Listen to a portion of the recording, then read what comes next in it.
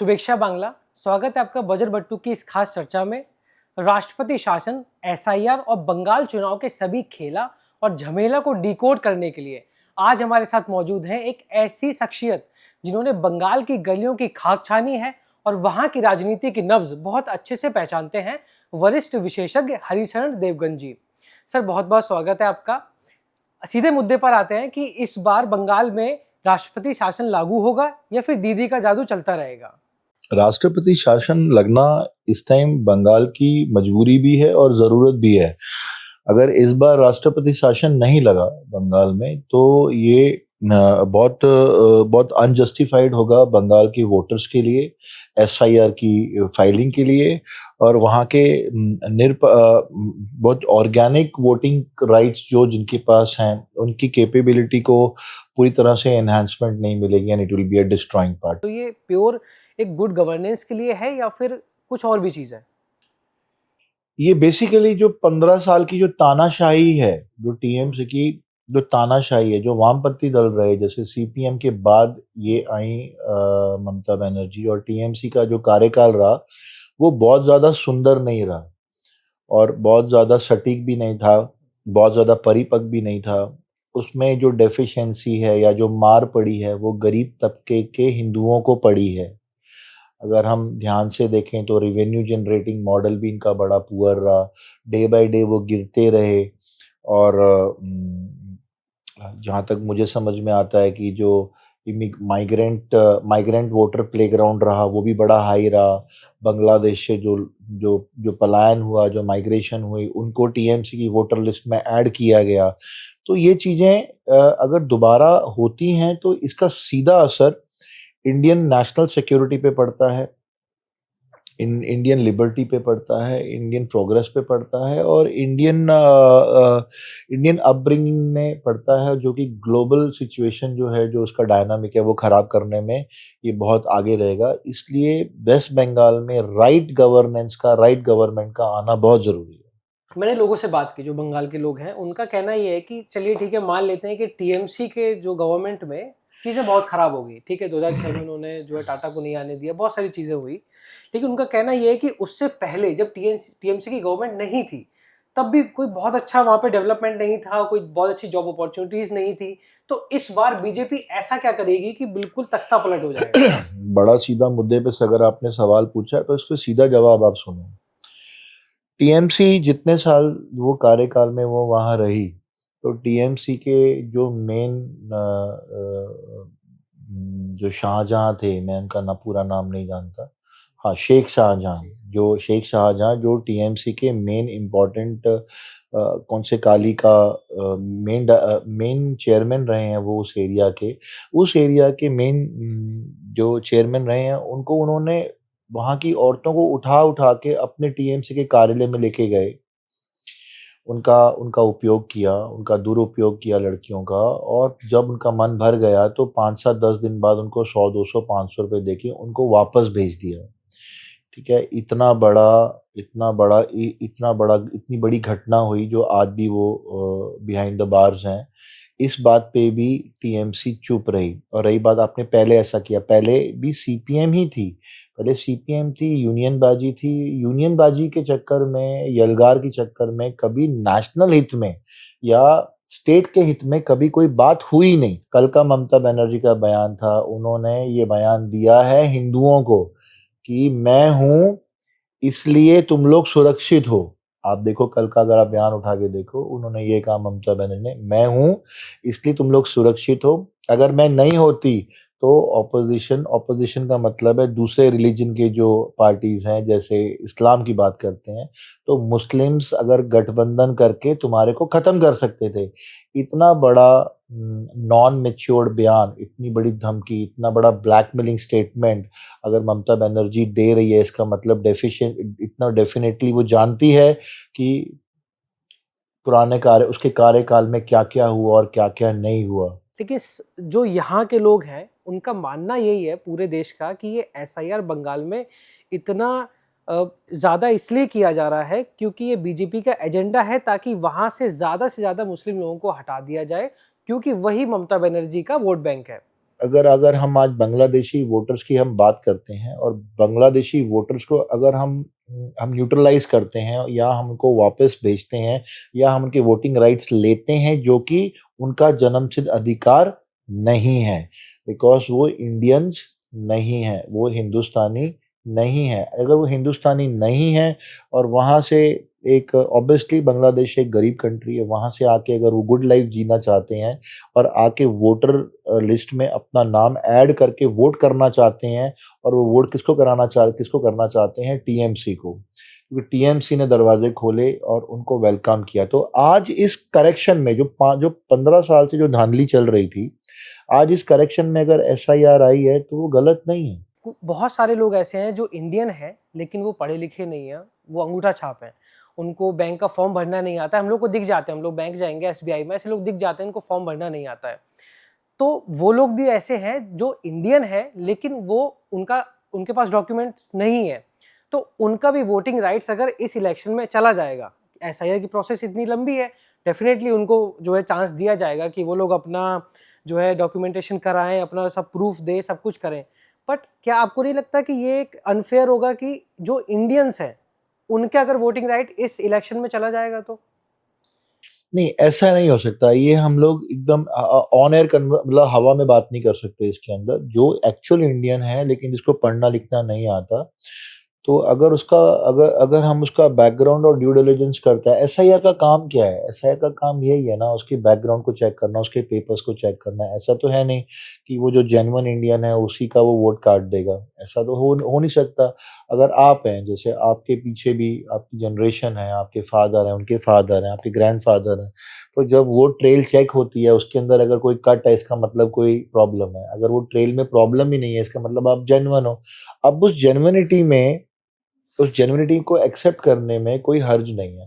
तो I don't think कि SIR can do this. I mean to say impossible है। उनके उनका जो प्रोसेस सिस्टम है, जो उनकी प्रतिक्रिया रहेगी इसके अंदर जो है एक्चुअली प्रतिक्रिया, उसके अंदर एक गरीब इंडियन को प्रॉब्लम नहीं है। हाँ, डेफिनेटली बांग्लादेशी को प्रॉब्लम है। राष्ट्रपति शासन को ब्रह्मास्त्र बोला जा रहा है, तो क्या एक्चुअल में क्या ऐसी सिचुएशन है कि ब्रह्मास्त्र की जरूरत है? राष्ट्रपति शासन को इसलिए ब्रह्मास्त्र बोला जा रहा है क्योंकि आज तक जितना कार्यकाल टीएमसी में ममता बनर्जी ने जो निभाया, उसके अंदर आप ये देखो, जो गरीब है, जो हिंदू गरीब रहा, उसको गरीब ही रहने दिया। और क्योंकि जब हिंदू गरीब होता है, जब उसके पास पैसे नहीं होते हैं या वो सक्षम नहीं होता है, तो उसका धर्म परिवर्तन करना बहुत आसान हो जाता है। एक गरीब आदमी का धर्म परिवर्तन करना बहुत आसान है, क्योंकि अगर मैं आपको याद दिलाऊं, जितने भी बेनिफिट्स थे, जितने भी सब्सिडीज थी, जितने भी फ्री अनाज था या और जो भी गवर्नमेंट स्कीम्स थी, उन स्कीम्स का फायदा वेस्ट बंगाल में हिंदुओं को नहीं मिला। उन स्कीम्स का फ़ायदा सिर्फ़ अगर मिला तो वो मुस्लिम कम्युनिटी को मिला। हिंदू हमेशा उस स्कीम्स के बाहर रहा और उस स्कीम्स के बाहर रहने का सबसे बड़ा नुकसान ये रहा कि जब वो गरीब हिंदू और गरीब से गरीब होता गया, तो मजबूरन अ, उसको उसका धर्म परिवर्तन किया गया और उसको मुस्लिम बनाया गया ताकि वो सब्सिडीज़ और वो स्कीम्स को अवेल कर सके। अच्छा, वहाँ पे जब भी रैलीज होती हैं या फिर कुछ होता है, तो हिंसा, जो वहाँ पे वायलेंस है, वो एक पार्ट बन चुका है। ठीक है। ठीक है ना, वो वहाँ पे सोसाइटी का पार्ट है कि कहीं भी कुछ भी हो सकता है, किसी को कोई सेफ्टी नहीं है, कोई गारंटी नहीं है, लोग डर में जी रहे हैं। ठीक है, तो क्या राष्ट्रपति शासन ही इसका आंसर है? खिसियारी बिल्ली खंबा नोचे, है ना? एक सिचुएशन है। ममता ममता टीएमसी की चीफ मिनिस्टर ममता बनर्जी को ये बात इसके लिए सूट करती है क्योंकि अभी राष्ट्रपति मुर्मू जी वहाँ गईं, वहाँ पर भी एक बहुत बड़ा मेस क्रिएट हुआ। एक प्रोटोकॉल की इंसल्ट हुई, एक राष्ट्रपति लेवल पोजीशन की फर्स्ट सिटीजन ऑफ इंडिया की इंसल्ट हुई। उनके साथ उनको नो मैटर जितनी मर्जी भले दुश्मनी हो या विचार विमर्श में डिफरेंस ऑफ ओपिनियन हो, बट स्टेज साझा करना उनका प्रोटोकॉल था, उनको स्टेज पे खड़ा रहना चाहिए था। उन्होंने उसका वेन्यू बदला, छोटे वेन्यू पे लेके कम से कम लोग उनको उनके साथ इंटरेक्ट करें, उसके बाद बड़ी जगह लेके गए। राष्ट्रपति ने स्टेटमेंट दी है कि मेरी बेइज्जती करी और मेरी इंसल्ट है वो, मतलब she as a president of India, it is an insult of a president of India done by a state which belongs to India, and the chief minister is one of the person of that state. तो मेरे ख्याल से ये बड़ा critics और बहुत criticism deserve करता है। फिर ऊपर से ये बोलना कि ये बीजेपी की एजेंट बन के आई हैं, तो ये एक चीफ मिनिस्टर लेवल की कन्वर्सेशन को शोभा नहीं देता। हुमायूं कबीर जो मुर्शिदाबाद में, उसकी बात कर रहे हैं, जो बाबरी मस्जिद की, लेकिन इस बात पे टीएमसी ने अपनी पार्टी से निकाल दिया। तो इस बात में कितनी सच्चाई है कि एक्चुअल में निकाल दिया है या फिर बी पार्टी ही है उनकी? नहीं, बी पार्टी है, वो तो सपोर्टिव, मतलब वो हम उसको पेस मेकर बोलते हैं। पेस मेकर का मतलब होता है कि जो पेस बनाता है, पॉलिटिकल रेस में जो पेस बनता है उसको पेस मेकर बोलते हैं। तो जब टीएमसी का पेस मेकर जो है वो है, ताकि वो जब वो आगे भाग रहा है और इस बाबरी मस्जिद के मुद्दे को लेके उसने टीएमसी को एक पेस दे दिया, एक स्पीड दे दी। तो वो आउटसाइडिंग सपोर्टिंग सिस्टम है जिसकी जिसकी वैलिडिटी, जिसकी उम्र बहुत कम है। तो समय आने से पहले ये डिमोलिश हो जाएगा। ये कोई बहुत बड़ा सब्जेक्ट नहीं रह गया, and almost I think it is demolish. जैसे जब बाबरी मस्जिद के लिए अयोध्या के पास जगह दी गई थी, वहां पे ना तो कोई मुस्लिम लोग आए जिन्होंने बहुत बड़ा चंदा दिया हो, ऐसे बहुत सारे लोग नहीं आए। लेकिन मुर्शिदाबाद में जब हुमायूं कबीर ने बोला कि अब हम इसकी नींव रख रहे हैं, ठीक है, बाबरी मस्जिद की, तो वीडियोस में देखा गया, लोगों ने ऑन ग्राउंड जाके देखा कि लोग 5-5, 10-10 किलोमीटर से अपने सिर पे ईंट रख के लेके आ रहे हैं, ठीक है, जो मुस्लिम लोग हैं, और 2, ढाई, 3, 4 करोड़ रुपए तो ऐसे ही एक बार में इकट्ठा हो गए थे। तो वहां क्यों इकट्ठा हुए, यहाँ क्यों नहीं हुए? दो टाइप की बातें होती हैं इसके अंदर। एक एक होता है क्या बोलते हैं, दारुल हर्ब। दारुल हर्ब मतलब जो एक कंट्री जहाँ पे मुस्लिम्स के ऊपर, मुस्लिम्स अगर वहाँ रह रहे हैं लेकिन किसी और धर्म का राज है। और एक होता है दारुल इस्लाम। दारुल इस्लाम जैसे मिडिल ईस्ट की जो सारी कंट्रीज हैं, दारुल इस्लाम उनको बोलते हैं। कुवैत, बहरीन, सऊदी अरेबिया, जिद्दा, रियाद, ये दारुल इस्लाम है। तो सऊदी अरेबिया से जब भी फंड आया, वो मैक्सिमम कैलकाटा से, कैलकाटा में जितना भी फंड आया या जो भी जिसके भी थ्रू फंड आया, जो आप बाबरी मस्जिद की बात बोल रहे हैं, ये मिडिल ईस्ट की सऊदी अरेबियन जो एंटी इंडियन स्टेटमेंट में खड़े होते हैं, उस प्लेटफॉर्म के लोगों ने इसको फंड दिया। और बाबरी मस्जिद कोई ऐसा बहुत बड़ा इंफ्रास्ट्रक्चर डेवलपमेंट सब्जेक्ट नहीं है कि जहाँ पे ईंट लेकर आए, वो इमोशन प्लेग्राउंड है। और व्हेन, ये बहुत साफ सी बात है जो मुझे जहाँ तक समझ में आती है, मनी टॉक्स बुलशिट वॉक्स वाली कहानी है। जब पैसा बोलता है तो ईंटें सिर पे आई जाती हैं। अच्छा, ममता बनर्जी को एक फाइटर माना जाता है। उनकी अगर हम लोग हिस्ट्री देखें तो हमेशा से ही बहुत एक स्ट्रॉन्ग पर्सनैलिटी उनकी रही है और उनकी मेंटेलिटी भी बहुत स्ट्रॉन्ग है। तो इस बार क्या लगता है आपको कि उनका प्लान बी क्या हो सकता है? इस टाइम उनका प्लान भी है, वो प्रॉपरली पूरी तरह से सड़क पे उतरेंगी।